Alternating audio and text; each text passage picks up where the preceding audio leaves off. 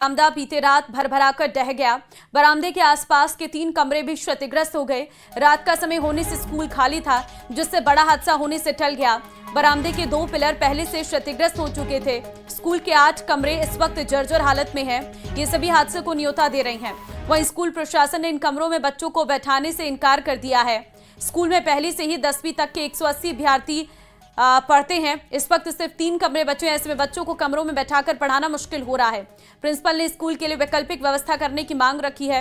इन्होंने बताया कि इसे लेकर पहले भी शिक्षा विभाग और प्रशासन को अवगत कराया गया है। तो आप देखिए, बरामदे के पास 3 कमरे पूरी तरह से क्षतिग्रस्त हुए। 180 बच्चों को 3 कमरों में पढ़ाना मुश्किल है। भरभराकर पूरा स्कूल का बरामदा ही गिर गया है।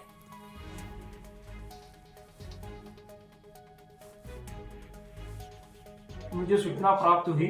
आते ही मैंने देखा कि लगभग 12x50 का बरामदा घिर चुका है।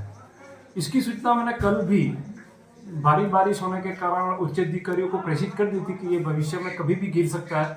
लगभग 15-20 दिन पहले भी प्रशासन के लोग आए थे। उन्होंने 8 कक्षों को जर्जर घोषित कर दिया था।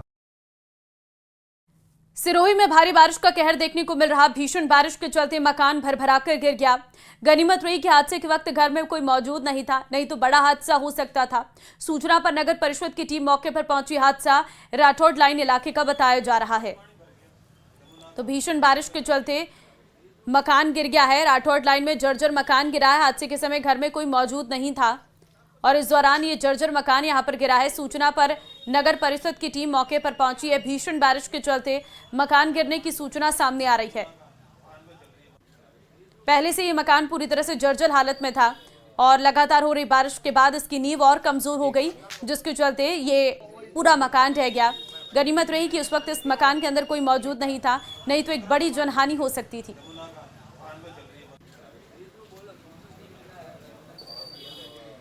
सिरोही में नदी के तेज बहाव में रपट पर जीप बहने की खबर आई है। यह हादसा अबू रोड रीको थाना क्षेत्र के डेरी सुरपगला रपट पर हुआ है। लगातार बारिश से जहां नदी नाले उफान पर हैं, वहीं अचानक तेज बहाव आ गया और घटना की जानकारी मिलते ही बड़ी संख्या में ग्रामीण मौके पर पहुंचे और नदी किनारे खड़े होकर स्थिति पर नजर रखी है।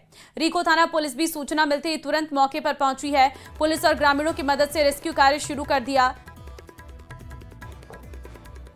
तो आप जरा तस्वीरों को देख सकते हैं। आपको एक जीप यहां पर बहती हुई नजर आ रही होगी। रपट में पानी बहुत तेज है और ऐसे में इसका बहाव इतना तेज है कि अपने साथ एक जीप को बहा कर ले गई है। डेरी सुरपगला रपट पर यह हादसा हुआ है और नदी में अचानक से आए तेज बहाव में ये जीप बहती हुई नजर आई है। दोनों तरफ से ग्रामीणों की भीड़ आप देख सकते हैं। रपट के बीच में ये जीप बह गई है।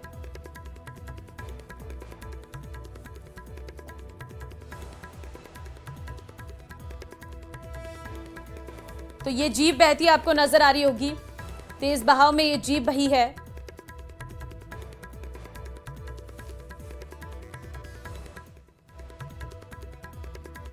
श्रीगंगानगर के नेहरू पार्क में पिछले 8 दिनों से जलभराव की वजह से जहां पार्क की हालत बदहाल हो चुकी है, तो वहीं नेहरू पार्क की डिग्गी में भरा पानी लोगों होने से हादसे की आशंका बनी हुई है।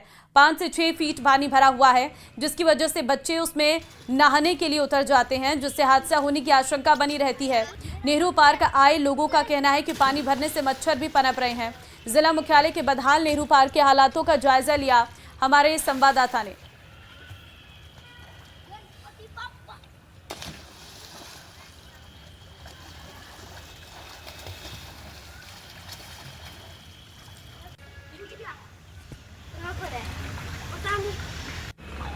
राजस्थान के सीमावर्ती जिले श्री गंगानगर में पिछले शनिवार को जिला मुख्यालय पर हुई 80 मिलीमीटर बारिश के बाद में जहां श्री गंगानगर के हृदय स्थल में मौजूद नेहरू पार्क में जलभराव जैसी स्थितियां देखने को मिली, जिसके बाद में नेहरू पार्क बदहाल स्थिति में जा पहुंचा है।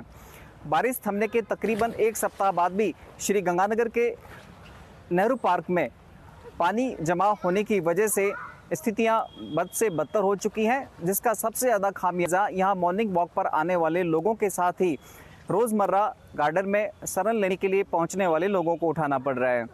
चूँकि श्री गंगानगर का नेहरू पार्क न केवल बस स्टैंड के पास नज़दीक है, बल्कि आसपास काफ़ी सारे एजुकेशनल इंस्टीट्यूट्स और बाज़ार हैं। तो ऐसे में जो छात्र और छात्राएँ हैं या उनके अभिभावक हैं, उनके लिए नेहरू पार्क काफ़ी ज़रूरतमंद होता है। लेकिन मैं आपको यहाँ की तस्वीरें दिखाऊं तो आप ये देखिए, बारिश के करीब 7 दिन बाद भी यहाँ की स्थितियाँ बद से बदतर हो चुकी हैं। चारों तरफ गंदगी फैली हुई है, घास बड़ी बड़ी हो चुकी है, जिसकी वजह से यहाँ आने जाने वाले लोगों को भी परेशानियाँ होती हैं।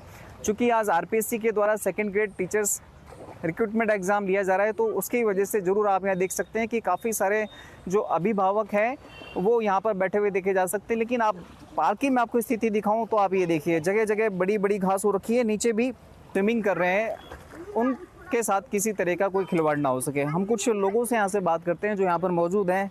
आप कहाँ से आए हो सब? अच्छा, एग्ज़ाम देने आए हो? अच्छा, क्या हालत है गार्डन की? गार्डन के देखो हाल बदतर ही हो रखे हैं। बदतर है ना? हाँ बिल्कुल।